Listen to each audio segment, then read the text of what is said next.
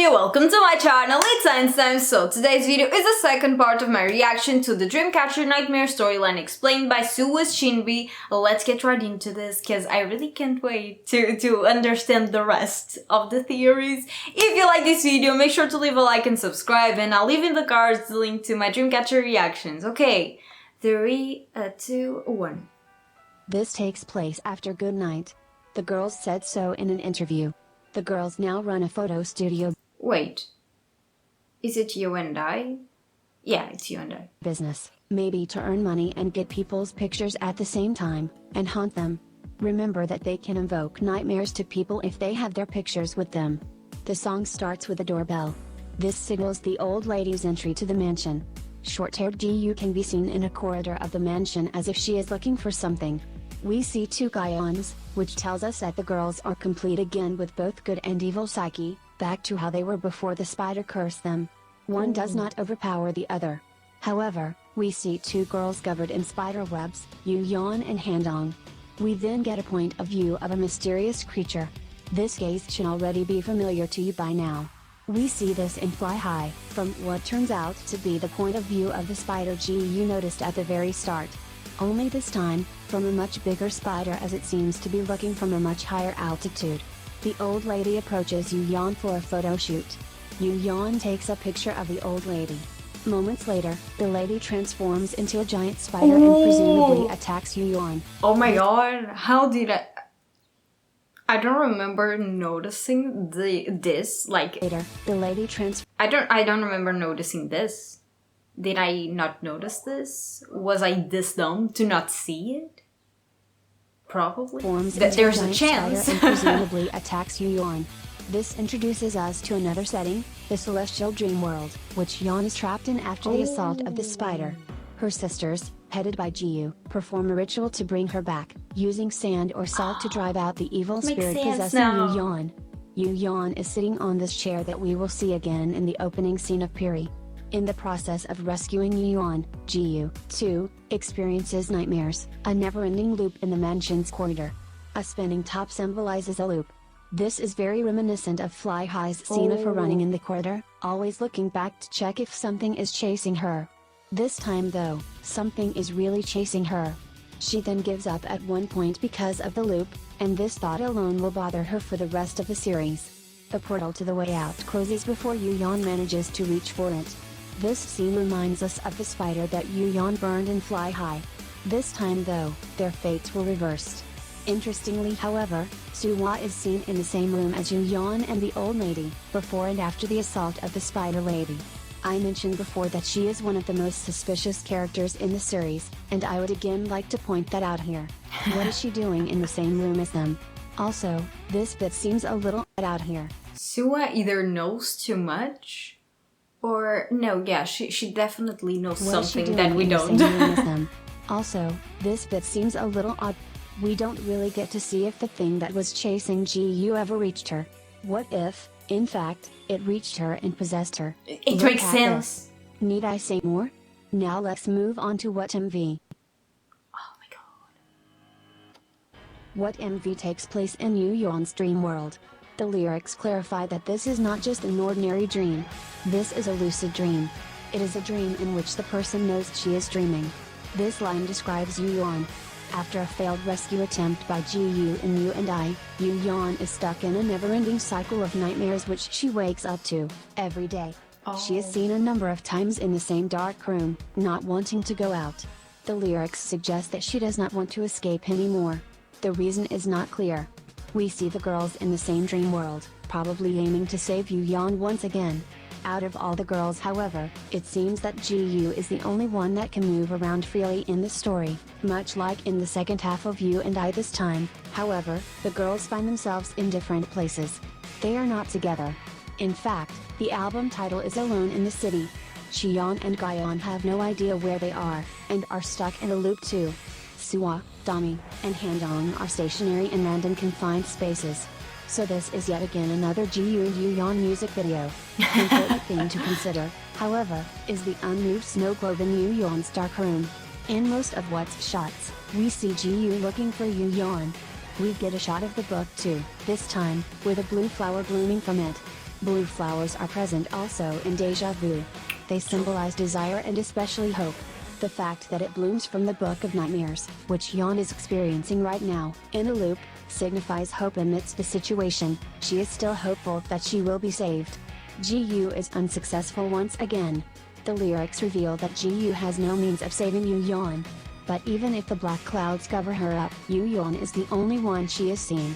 Her love for Yeon is what keeps her going. She looks up, wishing and hoping that one day, she can save Yeon. The cycle continues endlessly. Yeon wakes up from another nightmare, this time on a different room with Joker cards that symbolize Yeon not being truthful to herself. At first, she does not want to escape. Now, something is in her that wants to. We see a shot of a snow globe that has churned up white particles. If at the start, the snow globe was clear and unmoved, which signifies hopelessness and lack of motivation, the video closes in with a snow globe that was shaken. The particles in a snow globe get churned up only by shaking the snow globe. This symbolizes Yeon's wavering heart that still wants to escape the nightmare. She is basically asking for help at this point, and is hopeful that she will be saved in the future. So interesting.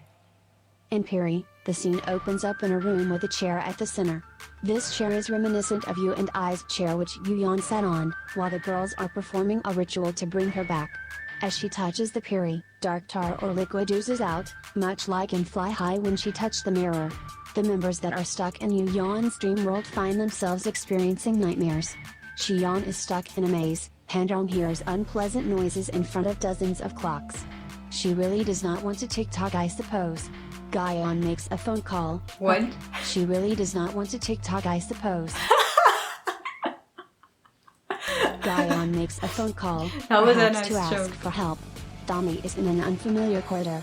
Sua is in a room filled with dolls. Creepy. Poor girl.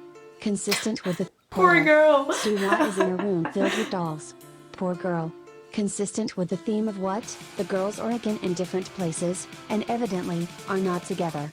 GU's attention is drawn to a monitor that shows herself and another girl sitting beside her. This girl has a veil. Do you remember the lady with the veil in Fly High that drove Gyeon and Handong to corruption? Here she is. It is time to uncover her identity. GU then removes the veil, and to her, and maybe our surprise, it was her other self, her evil psyche all along. This is reminiscent of Fly High's piano scene, where she sees her evil psyche and somehow she figures out what is going on. Although physically, it may not have been her that corrupted the girls, figuratively, she was the cause of everything. This is maybe the nightmare that she keeps running away from. Maybe she was responsible for everything that took place from Fly High to Piri, but the thought of it keeps escaping her mind, or maybe she has been running away from this truth. If she chose to not keep the spider from the And here I was, blaming Yuhyun. very start, would they be placed in this cruel fate? In You and I and what, wasn't she in control of the situation, compared to the other girls who are either unaware of what is going on or stuck in unknown rooms? In You and I, she enters Yuhyun's dream to save her but to no avail. In What, she is aware of the situation and badly desires to save Yuhyun, and in exchange, other members experience the nightmare as well. She failed once again. Her continuous failure took its toll on the other girls to enter Yuhyun's dream world and endlessly experience the nightmares. Indeed, figuratively speaking, she is the cause of everything. Deep inside, she is badly obsessed with the idea of saving Yuhyun, not because she is acquainted with her, but mainly because she feels responsible for everything. Maybe this is also why she closed the school gate and took the blame by facing the curse alone. This is her nightmare, which she has to accept sooner or later. It is important to note that Piri has mostly showcased the girls' duality, though this time, they are more accepting. There are shots of the girls giving up to the nightmare or fate they were placed in. But one girl stands out once again. Sua. We have seen clips of Yuhyun touching the mirror, but dark liquid consumes her image. Sua does the same, but nothing happens.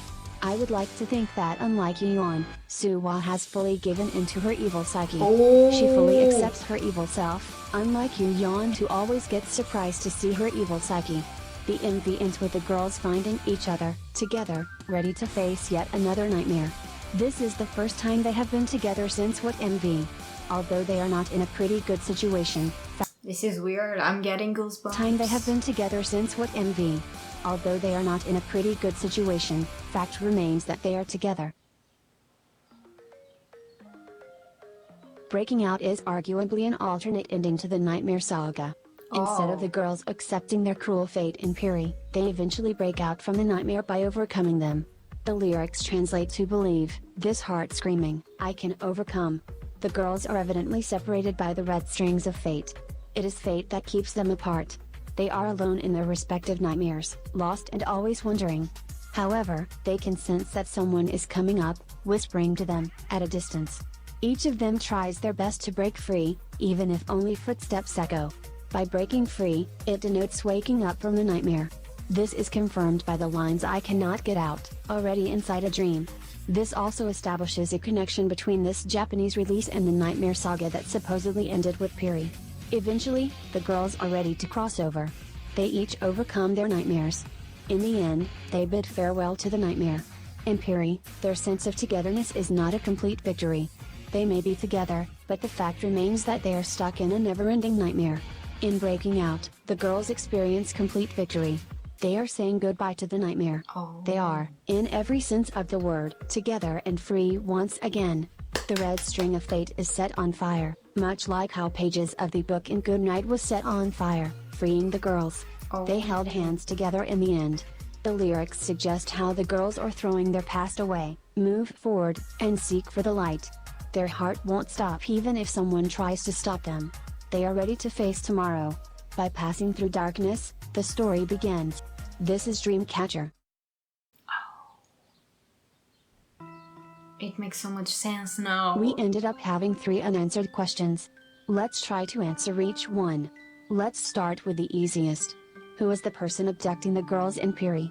From the get-go, Gaon, Dami, and Shion are definitely out of the list because they were the victims. At least from what we know. My guess would be that it was Yuyeon who was abducting them. Remember that as the MV shows each girl, the perspective is that they are experiencing nightmares. Even if things are not really bad and serious, things will appear bad and serious. The end of Piri is perhaps our biggest clue so far.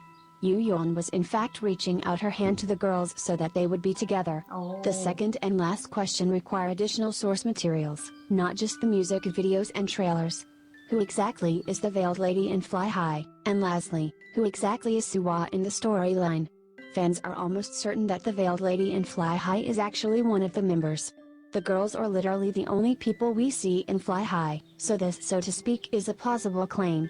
We know that in Fly High, we actually see 3 members who either made contact with the Veiled Lady, or appeared corrupted in a scene after the video shows a shot of the Veiled Lady.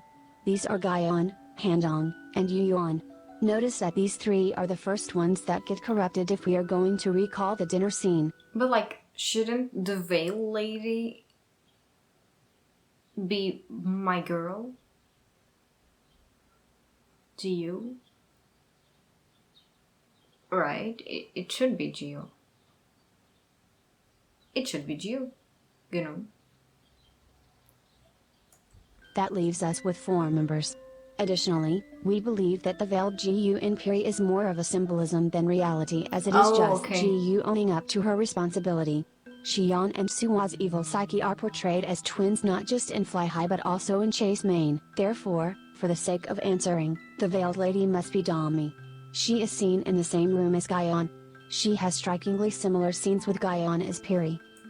The Veiled Lady is Dami? Also in one of Fly High's concept I was not expecting this! photos, Dami is seen sitting on a chair with candlesticks, just like the Veiled Lady in this scene. Moments after the Veiled Lady corrupted the girls, we actually see a thread coming from Dami's direction in the staircase scene in Fly High. And now, this is a supported claim. Now who exactly is Sua? She is by far the hardest character to crack open. Up until now, I am still not sure, but I have initial thoughts. My answer is that she is the source of the curse. The mastermind. The Spider Lady. We know that she leads the coven in different scenes, and she is often paired with Shion. She is also seen with Yuyeon, cradling her close by the throat in Chase Main. We know for a fact that Yuyeon literally brought the curse to the girls, and she is now with the source of the curse. In the book, Sua's page is the most unique, because it has glyphs and drawings of the hands.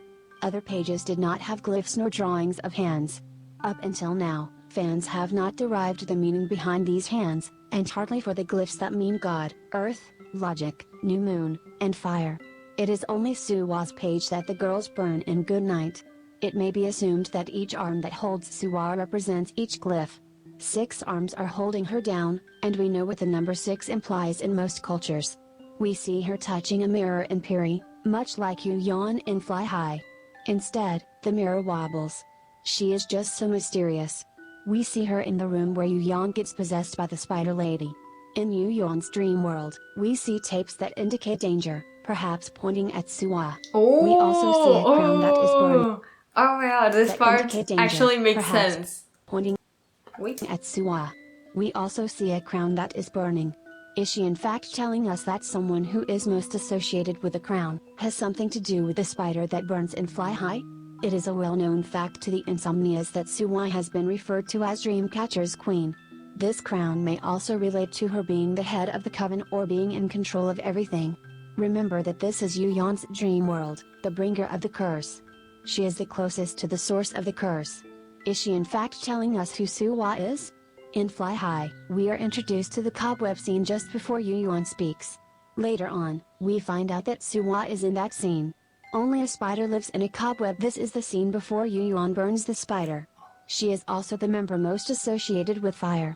The burning scene in Good Night, the burning crown in What, and the lyrics in Piri which she sang, that directly translates to like a fire, fire, fire. Who else is associated with fire? Her twin, Shi Yan. In What, blue flower is sitting on top of the nightmare book. The same flower is thrown by Sua in the deja vu death scene. In What MV, we see Sue outside. She is the only member that manages to escape her nightmare. Even Ji-Yu suffers on a loop as she struggles to save Yu Yan. It is after this that Yu Yan gets transported to another world. It is as if Sua is preventing Ji-Yu from saving Yu Yan. In fact, contrary to what we thought is the motif of the MV, 2 girls actually met. Sua and Gyan. Gyan is the only eyewitness of Sua's escape in her nightmare. At this point, Gyan already knows what is going on with Sua and who she really is. Immediately thereafter, the girls are sent back in the loop.